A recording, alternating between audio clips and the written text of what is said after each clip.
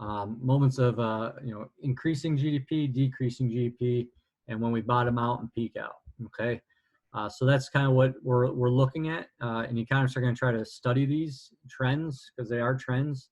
Right? I always, the famous line works well with economics is what goes up must come down. And you can see that up here in the GDP graph. Every time we have a peak, we have a valley, right? Which is okay. I always kind of think of it as like these little bumps, all right? These ups and downs, think of them as like little speed bumps, okay? Now you don't want this, okay? These little declines, I always kind of say I know it sounds odd, but it's kind of healthy for an economy because you don't want an economy to just shoot up super fast, all right? Because usually what goes up fast is going to come down hard, all right? And we'll see that with one of these later graphs when we talk about the housing market itself, okay? So you kind of want these ups and downs, these little speed bumps. It's kind of like, like you do in your car. If you're going over a speed bump, you got to check your speed, right? So you don't cause an accident or crash.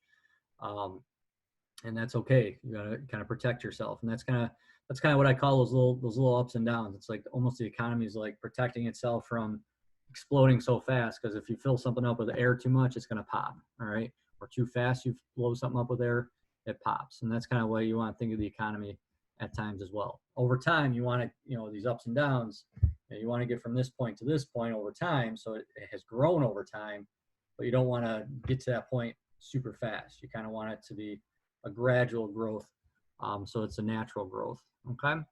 And that's what we're ultimately looking at. We have these peaks, these troughs, okay? So during these expansion eras, all right, whenever we're seeing our GDP increasing, all right, usually we have expansion due to these three reasons, okay? There's an increase in government spending or consumer spending, more likely, all right? We want more consumer spending because that means you and I are buying stuff. There's an increase in capital investment. So that goes back to your factors of production that we covered. Remember, land, labor, capital, all right? The capital piece is meaning that companies are buying, they're buying factories, they're buying machines, they're buying tools, they're buying trucks, okay? So if companies are investing in capital, meaning they're buying equipment, that's huge because every time a semi-truck is sold or a piece of equipment is sold, that's adding to our country's GDP. It's just like you and I going to the store and buying a pair of shoes or groceries, okay? So that's going to add to the GDP as well, okay? And those are big additions to the GDP because, a pair of shoes is insignificant to someone buying a semi-truck for their company or buying 10 semi-trucks, all right? So when that's taking place, GDP is going up significantly. And then the big one is social political events. Now this can obviously cause expansion in our economy, can also cause that contractions or declines, all right? Think of COVID right now. We've seen major declines in GDP in our system, okay? Because of things shutting down, people either not wanting to go to work or can't go to work or whatever the reasons are. Social political events causes kind of crazy havoc on our business cycle as well. And a big one that we're coming into right now is an election year. Right? Anytime there's an election year, if you're trying to invest in the stock market or something, it's not easy because it's all out of whack as we get closer and closer to November, especially a presidential election year, because who comes out can cause quick changes in economic investments and whether or not what policies are the two presidential candidates running on, economic policies are they going to want to do. So that can cause a little chaos in the economy as well. Okay. And then the opposite for, what causes these contractions, it's just the opposite of everything of what causes expansion, obviously. All right. Try to kind of keep moving here. All right. Another graph that I want to look at with you guys is unemployment. So unemployment's kind of it's kind of an interesting economic measure, especially how they measure it. And I'm usually surprised a lot of students when I go through that first question is who is actually part of the unemployment rate numbers, okay? So when we look at unemployment rates are going to be only counting people who are 16 to 65, because that's like the working age group, okay? But the key one is it's only including people who are actively looking for work, okay? So yeah, I know you guys are of that age over 16, but many of you guys are so busy with school, sports, and work and other activities that you're not even looking for a job. So technically, you're not part of you're not part of the unemployment rate. Okay. Now, if you're 16, 17 years old and you're trying to find a job and you can't find one, then you would be considered part of the unemployment number. Okay. But that also goes to, adults, not just teenagers who can't find a job. That's also counting those adults as well. All right. So that 30-something-year-old person who's still living in mom and dad's basement and doesn't look for a job, they're not working, but they're also not counted as part of the unemployment rate. Okay. And there's plenty of people out there that just don't even look for jobs. They're okay, living on different types of welfare programs, and they don't even want to work. So they've stopped looking for jobs altogether. So when you see our unemployment percents, those groups of people are not part of the unemployment number, okay, which is kind of odd if you think about it. So when you see an unemployment number at 4%, 6%, 5%, 2%, whatever unemployment rates are at, those numbers are skewed a little bit. All right, if you want to count the actual people not working, whether they're looking or not looking for jobs, that number would be quite a bit higher. Okay, now I did have, I don't think it's working yet. I did open a new, go back.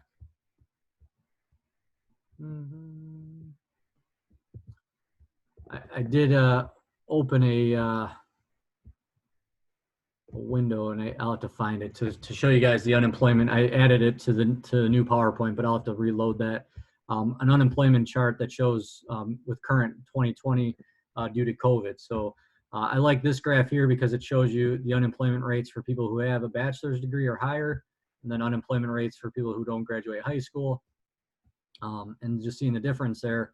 But the new graph I found includes unemployment rates over the last few months with the whole COVID situation going on. So this line here, if you kind of imagine where this line ends, right around the beginning of 2020, shoots straight up, okay? So we hit back to about, I think the number was about 13% unemployment between April and May. Okay, now that number is starting to come back down as we're seeing businesses open again and people are going back to work. The unemployment rate's dropping quickly. So sometimes you have situations like that where it's going to be a quick jump, and then due to a pandemic, which are kind of unforeseen circumstances, and then it hopefully will drop drastically back down as our economy gets rolling again. Now this here, if you look at this graph, you see this longer peak that lasted from 2008 to roughly 2011, almost 2010 into 2010. So we're talking about almost 2 years, a year and a half, 2 years of unemployment rates for less than high school diplomas at 15%, and people with college diplomas at about 5%. So overall, from 2008 to 2010, our U.S. unemployment rate was about 10%. So that was a big deal, lasting that chunk of time. Now, hopefully, the COVID thing is real quick with unemployment rates, but we don't know yet. We could see that go up and start coming down, and then kind of flatten out at a higher rate. So we'll see as the next few months go on where that's going to go. All right, but that unemployment rate, a quick slide back to what we saw here, matches perfect with this decrease in GDP.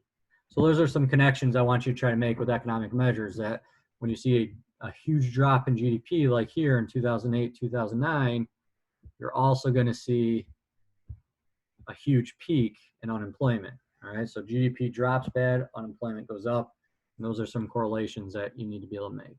Okay. Here's some basic terms. I think you guys already understand the difference between being employed and unemployed. Again, unemployed is you're not working, but you are looking for a job. All right, if you're just not even trying to find a job anymore, then you're not considered unemployed. You're just not part of the labor force, labor statistics at all. Underemployed is a term that's become fairly popular, I think, over the last 5 to 10 years, probably more 5 years. Especially with a lot of people coming out of college with degrees and not using them in the area that their degree is in, or getting training and skills through different tech schools or even in college. And then, so they have a skill, they have education, but they're not using it. It's kind of a big deal right now. I know a lot of, former students that have graduated college with degrees, and they're getting jobs in areas that have nothing to do with their diploma. So, and that's not necessarily a fault of theirs. Sometimes it's the school's fault for misleading you. But you, as a young adult, guys, need to understand, what's the outlook of the economy, what do you want to get a degree in, and what's the job outlook in those areas. You don't want to go into an area where, a certain, one of the areas I talked about, I think one time before, is, certain types of banking services are becoming more automated. All right. So you gotta know that, like, if I want to get a finance degree or some type of, a general business degree, you might not find a job with using that particular degree. You got to know, well, what's the job outlook in that area? Okay. Especially with the changes of the economy coming from, the recent situations with COVID and technological changes and stuff like that. So, it sucks, but that's part of the system. As an economy is constantly developing, especially like the United States, we're constantly evolving as an economy. You're going to have people that are underemployed as far as what they have, the skills and degrees they have, but not necessarily using it. Okay. Kind of keep going. You guys can look at those slides on your own. I don't still want to try to get you guys out of here within that hour like I usually do. All right, so this is just some graphs, and you guys can look at these as far as comparing the Great Depression to the Great Recession. This is just looking at how quick did the GDP rebound. All right, so you can see the darker green line represents the Great Depression, and the lighter green line represents the Great Recession. And you can see, though, that GDP went down a lot further when it came to the Great Depression, when you're putting them in comparison, but it also rebounded a lot faster. So if you look at, years 5, 6, 7 after the Great Depression, GDP shot straight up almost, right? Where you saw kind of a slow recovery out of the Great Recession. All right, a little more steady though, right? Sometimes you gotta be careful, because if you come up too fast, you can also decrease real fast. This graph shows the difference between unemployment rates. All right, so as bad as the Great Recession was in 2008, all right, we peaked at about 9.6, so nearly 10% unemployment. In the Great Depression, they peaked out at about 25% unemployment. And again, that's only including people who are looking for jobs. So during the Great Depression, a lot of people just threw their hands up and said, I quit. I'm not even going to look for a job anymore because it was so bad. So you could probably say that was probably closer to 40% maybe unemployed of people not working during the Great Depression. So kind of put that in perspective of how bad that situation really was in the late 20s, early 30s. Okay. All right. Another term, major economic measure, is inflation. All right. So you guys have all heard the term inflation before, and I think most students usually can answer it's the prices going up. Okay. One of the things I want to make sure you understand is that the prices going up is what you and I see as a reaction to inflation. All right. Inflation is really the value of your money is going down. All right. So just try to be generic here. Oh, it's perfect. There's $1 right here. All right. So let's say this $1 can buy this pen. All right. Right now. All right. 6 months from now. All right. This pen now costs $2. All right. We see it as the price of the pen going up, but really what inflation is the value of the money went down. All right. Because what I used to be able to buy with $1 now is going to take $2 to buy. So I have less money now to spend in other areas, whether it's groceries or whatever it might be, right? So again, we see it as prices going up, but really we're looking at, I want you guys to understand that inflation is a measurement of the value of the currency and how the value of it is very important, right? So they measure this using this thing called CPI. It's called the Consumer Price Index. Economists call it a basket goods. So what they do is they take the average prices of things that we generally buy on a regular basis, whether it's certain groceries like milk, eggs, bread, things like gasoline. All right, so stuff that we're buying regularly. And they say, okay, what's the price of all those things together in 2020? What was the price of those things in 2015? in 2010 and going all the way back to the early 1900s, right? And they'll continue to do that so they can see, okay, what has happened to the price of goods or the value of our dollars over time, okay? So over time, we see prices go up. And the reason why prices go up are two reasons, all right? Or the value of our money goes down. And we look at it as a cost push or a demand pull that's causing inflation to take place over a period of time, okay? So cost push just simply means that the costs to produce things are going up. So the cost to produce this pen went up. So now Pilot or whatever brand this is has to now charge you more for your product. All right, so the price went up because it's costing them more to make. All right, the price of phones, all right, they keep going up probably because of demand pull. All right, because we demand them so much and we're willing to pay higher prices and our demand keeps increasing for cell phones, people are willing to pay more, so the prices are going up. Yeah, it's costing more to make the new technology, but at the same time, as technology is used more, they're figuring out ways to produce it cheaper. So cell phone price increases are more the demand pull side, I would say, right? Because if we're willing to pay those higher prices, they're going to keep charging them, okay? So you kind of got two things that cause those prices to increase over time. This graph's just kind of looking at how inflation and unemployment usually, there's a correlation there. And typically what you see is when you have a peak of high inflation rates where prices are going up or the value of our money is going down real quick, then it's usually a couple of quarters later followed by high unemployment. All right, because what happens, you got to kind of think of the time, right? Prices go up. Once prices go up, we just learned yesterday that quantity demanded goes down. So if the prices are going up and then people start buying fewer goods and services, well, over a couple of quarters of measuring, you're gonna say, okay, if people are buying less, eventually companies have to start producing less. And then if they're producing enough less that they were before, they start laying off workers. So now people start becoming unemployed. All right, so you can kind of see that. You got a peak down here, and was at about 1990 of high inflation followed by unemployment. Now in 08, 09, at almost the exact same time, all right, which we see here, you see high inflation and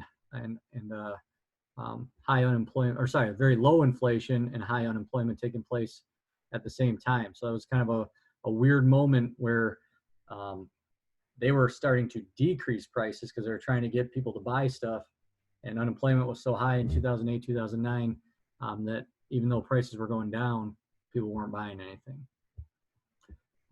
Here's just some historical map or graph of the United States showing how some of our highest peaks of inflation, kind of ironic, but they all took place during periods of war. All right, so this is the one I was talking about before where you hit what goes up must come down.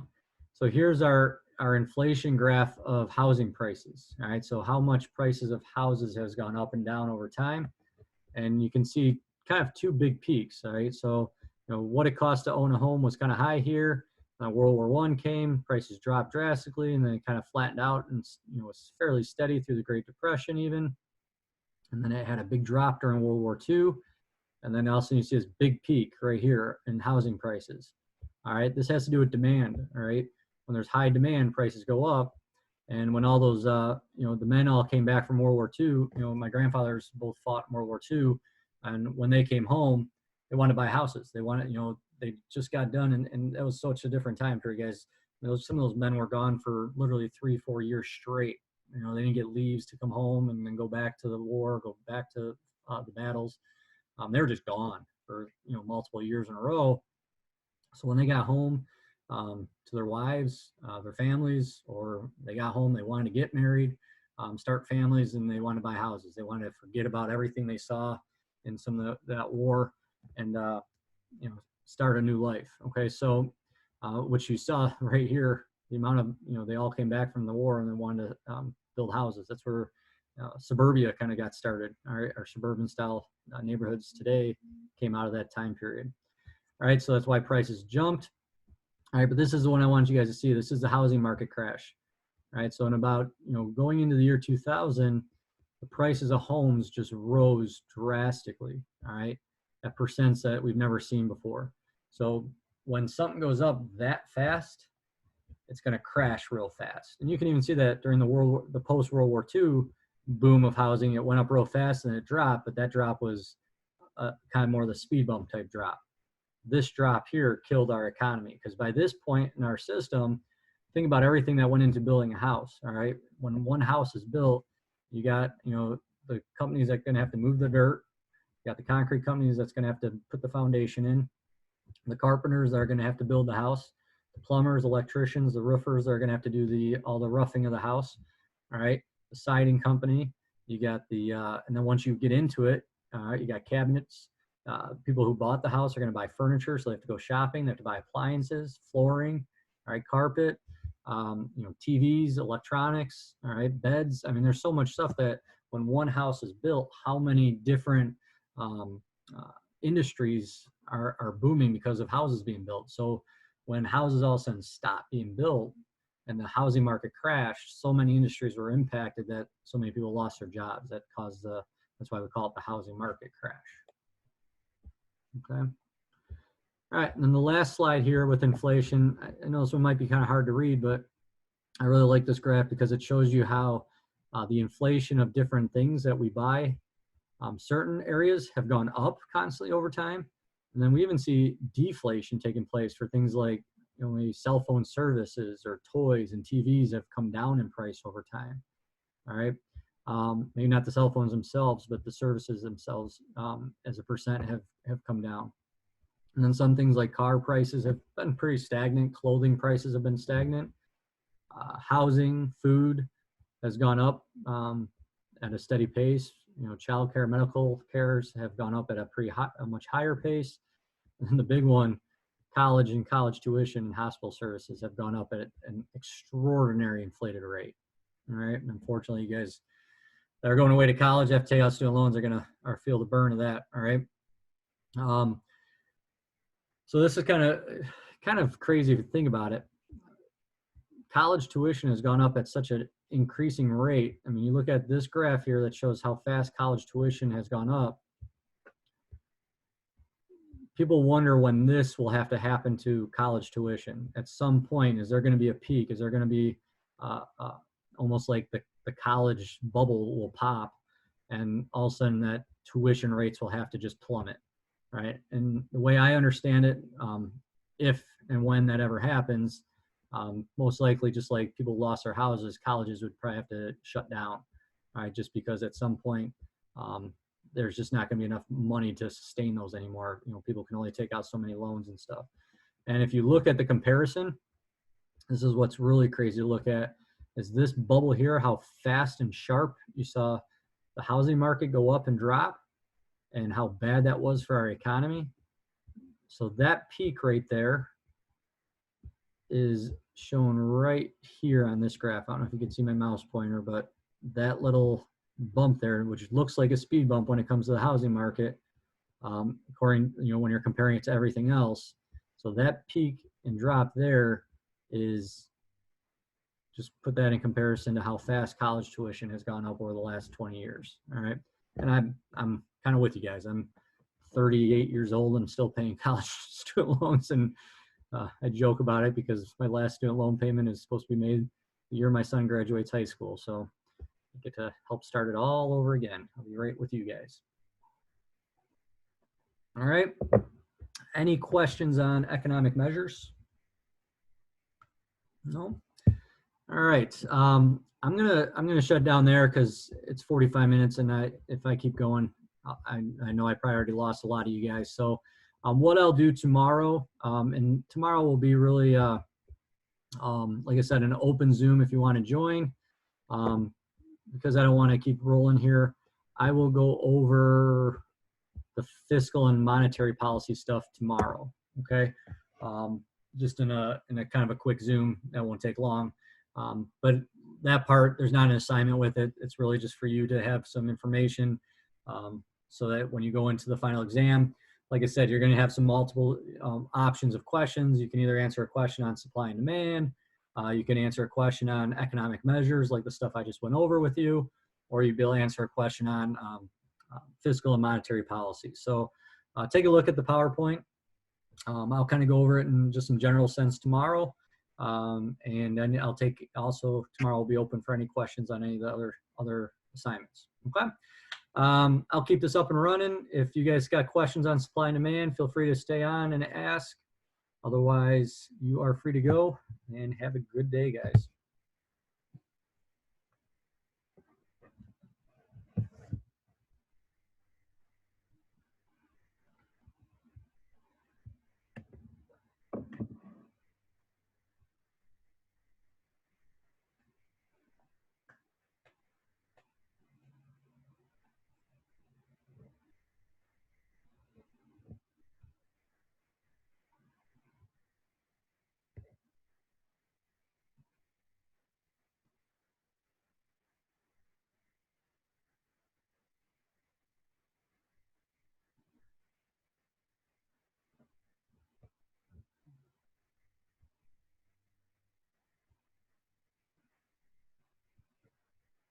Does you have any questions for me? If you,